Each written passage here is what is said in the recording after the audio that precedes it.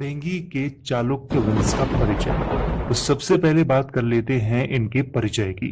बेंगी के चालुक्य वंश की स्थापना विष्णुवर्धन के द्वारा की गई थी और इसकी प्रारंभिक राजधानी पृष्ठपुर में थी। इसके बाद वेंगी में राजधानी बनाई और अंत में राजमहेंद्री को राजधानी बनाया गया। बेंगी के चालुक्य राजाओं ने सनातन और जैन दोनों धर्मों को अपना आश्रय प्रदान किया। इनकी राजकीय भाषा तेलुगु, कन्नड़ और संस्कृत थी। तो चलिए यहाँ पर मैं आपको थोड़ा समझा देता हूँ। देखिए, जब मैं आपको अपने पिछले वीडियो में पढ़ा रहा था बादामी के चालुक्य वंश के बारे में, उसमें मैंने एक राजा के बारे में पढ़ाया था आपको, जिनका नाम था पुलकेशिन द्वितीय। पुलकेशिन द्वितीय ने क्या किया था कि अपने राज्य के पूर्वी क्षेत्रों यानी कि बादामी के पूर्वी क्षेत्रों को जीतकर वहां का जो राजा था वो अपने छोटे भाई विष्णुवर्धन को उन्होंने बनाया था। विष्णुवर्धन ने क्या किया कि कुछ समय बाद अपनी स्वतंत्रता घोषित कर दी और अपना एक स्वतंत्र राज्य स्थापित कर लिया था और उसी को कहा गया था बेंगी का चालुक्य वंश। तो आपको ये यहाँ पे याद रखना है, इसकी स्थापना किसने की थी? विष्णुवर्धन के द्वारा इसकी स्थापना की गई थी और इसकी प्रारंभिक जो राजधानी थी वो पृष्ठपुर में थी और पृष्ठपुर आज का पीथमपुरा कहलाता है आज, और आंध्र प्रदेश में है ये। इसके बाद बेंगी को राजधानी बनाया गया। बेंगी आंध्र प्रदेश के गोदावरी जिले में एलुरु शहर के पास में स्थित थी, अब स्थित नहीं है।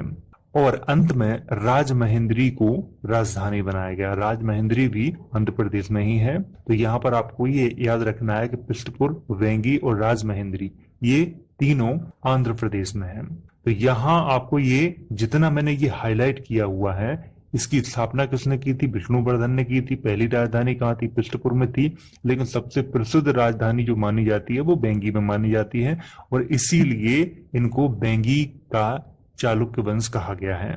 और बेंगी के चालुक्य वंश के जो राजा हुए उन्होंने सनातन और जैन दोनों धर्मों को अपना आश्रय प्रदान किया और उनकी राजकीय जो भाषा थी वो थी तेलुगु, कन्नड़ और संस्कृत। तो ये आपको यहाँ पे याद रखना है। बेंगी का चालुक्य वंश के ऐतिहासिक स्रोत। तो अब बात कर लेते हैं इनके ऐतिहासिक स्रोतों पर। सबसे पहले बात करेंगे अभिलेखों की। सतारा दानपत्र लेख। देखिए, सतारा दानपत्र लेख वैसे तो पुलकेशिन द्वितीय का है, लेकिन इसमें विष्णुवर्धन की प्रारंभिक जानकारी इसी दानपत्र में मिलती है और ये सतारा एक जगह का नाम है जो कि महाराष्ट्र में है। पृष्ठपुर लेख बहुत ही महत्वपूर्ण है बेंगी के चालुक्य वंश का इतिहास जानने के लिए, क्योंकि इस लेख में बेंगी के चालुक्य वंश के कई राजाओं का उल्लेख किया गया है। तो इसीलिए ये लेख भी बहुत महत्वपूर्ण है। और ये पृष्ठपुर कहाँ है इसके बारे में मैं आपको बता चुका हूं। इसका आधुनिक नाम पीठापुरम है और ये आंध्र प्रदेश में है। अब बात करते हैं साहित्य की। तो साहित्य में भी बेंगी के चालुक्य राजाओं का इतिहास मिलता है। अवंती सुंदरी कथा। अवंती सुंदरी कथा में चालुक्य राजाओं का उल्लेख किया गया है, लेकिन इसके रचयिता कौन थे इसके बारे में इतिहासकारों में बहुत मतभेद हैं। इसीलिए निश्चित तौर पर यह कहा नहीं जा सकता है कि अवंती सुंदरी कथा के लेखक कौन थे। क्रातार्जुनियम ग्रंथ। क्रातार्जुनियम ग्रंथ में भी बेंगी के चालुक्य राजाओं का उल्लेख किया गया है और इसके रचयिता भारवी थे।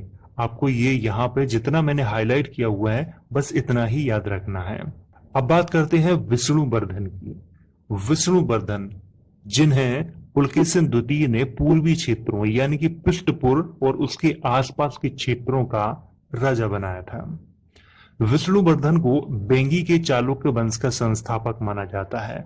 ये प्रश्न बहुत बार एग्जाम में पूछा जा चुका है कि बेंगी के चालुक्य वंश के संस्थापक किसको माना जाता है? विष्णुवर्धन को माना जाता है।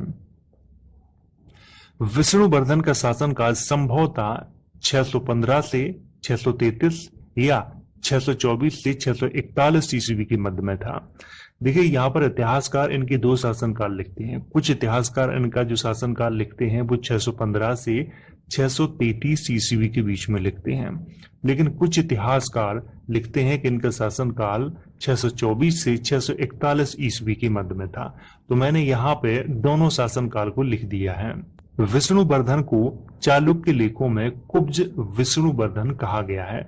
तो यहाँ पे ये आपको ध्यान रखना है कि कुब्ज विष्णुवर्धन कहा गया है, किसमें कहा गया है, इनके लेखों में इनको कहा गया है।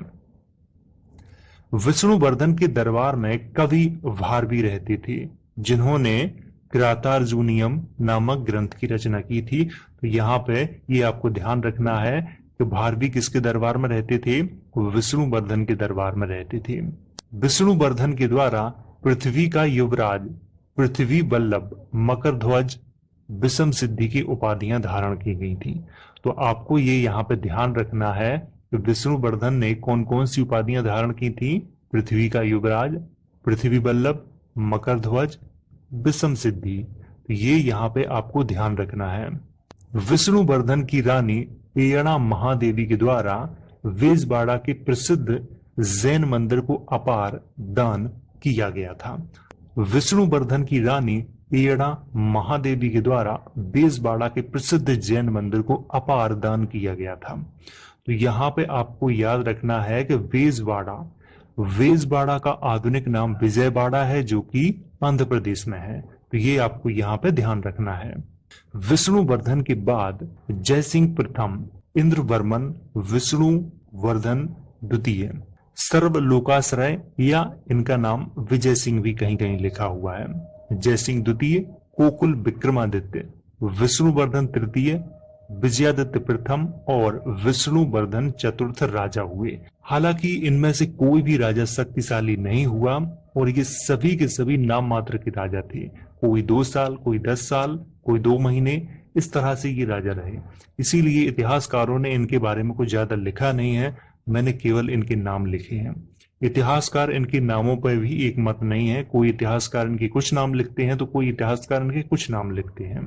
तो यहाँ पे आपको ये भी ध्यान